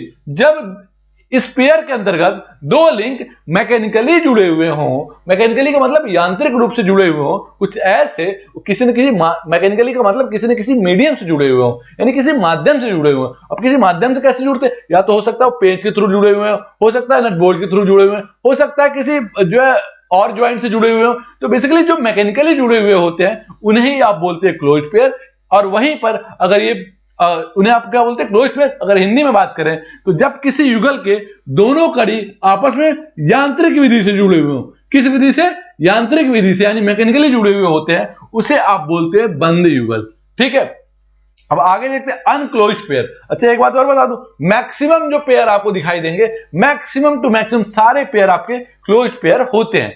आपका जो दूसरा अनक्लोज्ड पेयर, या इसको कभी कभी ओपन पेयर भी बोल देते हैं, ओपन का मतलब खुला युगल, या फिर अनक्लोज्ड पेयर बोलते हैं। इसमें क्या है देखिएगा, व्हेन द काइनेमेटिक पेयर, जब कोई kinematic pair of link are not connect with mechanically, बस छोटा सा अंतर है दोनों के डेफिनेशन में, यहां नॉट लग गया है, यहां नॉट नहीं लगा था, यही डेफिनेशन का अंतर है। अगर इसको हिंदी में बात करें, जब किसी युगल में दोनों कड़ी आपस में यांत्रिक विधि से न जुड़े हुए हों, उसे कहते हैं आप अनक्लोज्ड पेयर। अब आप कहेंगे सर जब यांत्रिक विधि से नहीं जुड़े हैं, यानी मैकेनिकली नहीं जुड़े हुए हैं, मैकेनिकली नहीं ज्वाइंट कर रहे, तो कैसे जुड़ेंगे फिर ये? बेसिकली ये जुड़े होते हैं फोर्स से या फिर ग्रेविटी से, मतलब गुरुत्वाकर्षण शक्ति की वजह से। अब कैसे, मान लीजिए आपका एक ये फॉलोअर, ये कैम है, ये आपस में एक दूसरे के ऊपर सिर्फ गुरुत्वाकर्षण शक्ति की वजह से टिका हुआ है, ये मूव करेगा तो फॉलोअर भी मूव करेगा। जैसे इसका एक डायग्राम है, जो इसका सबसे अच्छा इसका एग्जांपल हो सकता है आपका अनक्लोज्ड पेयर का या फिर ओपन पेयर का, वो हो सकता है cam and follower. Cam and follower के बारे में हम चर्चा करेंगे, इसके ऊपर अगला एक पूरा चैप्टर मिलने वाला है आपका। ठीक है, तो ये आपका एक देखिएगा, ये कैम है आपका, इसके ऊपर एक फॉलोअर लगा हुआ है, दोनों का जो लाइन ऑफ एक्सिस है वो एक ही होगा। ठीक है, लाइन ऑफ एक्सिस। अब ये कैम आपका चारों तरफ घूमेगा, यानी कैम जो है वो घुमाऊ गति लेगा, और आपका जो फॉलोअर है वो आपका जो है प्रत्यगामी गति लेगा। ठीक है, अब देखिएगा, अभी तो ये फॉलोअर नीचे है, जब एक कैम का हिस्सा, ये वाला हिस्सा ऊपर की तरफ आएगा तो फॉलोअर आपका ऊपर जाएगा, यानी फॉलोअर आपका ऊपर नीचे जा रहा है। और ये जो जुड़ रहे हैं, ये सिर्फ जुड़े नहीं है, ये सिर्फ रखा गया है। फॉलोअर कुछ इस तरीके से, ऐसे पॉइंट के पर इस तरीके से, और कैम पर क्या हुआ, ये रखा हुआ है। तो कुल मिला के अगर हम बात करें तो आपने क्या देखा, हाइयर पेयर और लोअर पेयर। लोअर पेयर में क्या था, सरफेस कांटेक्ट था, दो लिंक आपस में कैसे कांटेक्ट हो रहे थे, सतही स्पर्श कर रहे थे। यहां पर दो लिंक आपस में क्या, रेखा या बिंदु स्पर्श कर रहे हैं, यानी दो लिंक आपस में यहां पर पॉइंट कांटेक्ट या फिर लाइन कांटेक्ट कर रहे थे। वहीं पर अगर हम बात करें क्लोज पेयर और अनक्लोज पेयर में, क्लोज पेयर को बोलते थे बंद युगल और अनक्लोज पेयर को बोलते थे खुला युगल, इसको ओपन पेयर भी बोलते थे। इसमें क्या होता है बेसिकली कि जो दो लिंक होते हैं मैकेनिकली जुड़े हुए होते हैं, मैकेनिकली जुड़ने का मतलब किसी न किसी माध्यम से जुड़े हुए होते हैं। अगर हिंदी में इसे कहें तो दो कड़ी आपस में किसी न किसी यांत्रिक विधि से जुड़े हुए होते हैं। बेसिकली जितने भी आपको पेयर दिख रहे होंगे वो सारे के मैक्सिमम पेयर, उसमें मैक्सिमम ज्यादातर पेयर आपके क्लोज पेयर होते हैं। दूसरा आपका है अनक्लोज पेयर, जिसको आप बोलते हैं खुला युगल। इसमें जो जुड़े हुए होते हैं वो फोर्स या ग्रेविटी की वजह से जुड़े हुए होते हैं, मतलब ये मैकेनिकली मैकेनिकली नहीं जुड़े हुए होते हैं। ठीक है, मतलब यांत्रिक विधि से जुड़े हुए नहीं होते। तो इसका जो एग्जांपल हो जाता है आपका कैम एंड फॉलोअर, इसका बेस्ट एग्जांपल है। ठीक है स्टूडेंट्स, इसके बाद चूंकि देखिएगा इसमें जो इस लेक्चर में सब इंपॉर्टेंट ज्यादा था आपका लोअर पेयर है, हायर पेयर बाय नेम पूछा जाता है। ठीक है, इसके बाद जो अगला जो टॉपिक है आपका वो अगले लेक्चर मिलने वाला है, वो है आपका काइनेमेटिक चेन, उसके बाद मैकेनिज्म, उसका इन्वर्जन और टाइप्स ऑफ मैकेनिज्म। अब इस चैप्टर का एक इंपॉर्टेंट टॉपिक वो भी है, यानी आपको क्या पढ़ना है वहां पर, मैकेनिज्म पढ़ना है, उसका इन्वर्जन पढ़ना है और काइनेमेटिक चेन के बारे में पढ़ाई करनी है। उसके बाद ये चैप्टर आपका फिनिश हो जाएगा, यानी इस चैप्टर में आपको टोटल 3 लेक्चर्स मिल रहे हैं और 3 लेक्चर में इस पूरे चैप्टर को आपको फिनिश किया गया है। स्टूडेंट्स, वीडियो को देखने के साथ साथ आप इस वीडियो को लाइक करें, सब्सक्राइब करें और शेयर करें, क्योंकि इसके तुरंत बाद आपका 3rd लेक्चर भी आने वाला है। तो अपने उन दोस्तों को जरूर शेयर करें जो आपके साथ पढ़ाई कर रहे हो या जिनके पास अभी तक ये वीडियोस नहीं पहुंचे हैं। ठीक है स्टूडेंट्स, तो थैंक यू स्टूडेंट्स, मिलते हैं आपको नेक्स्ट लेक्चर में। डाउनलोड करें APH इंजीनियरिंग एकेडमी ऐप और पाएं बेस्ट कोचिंग।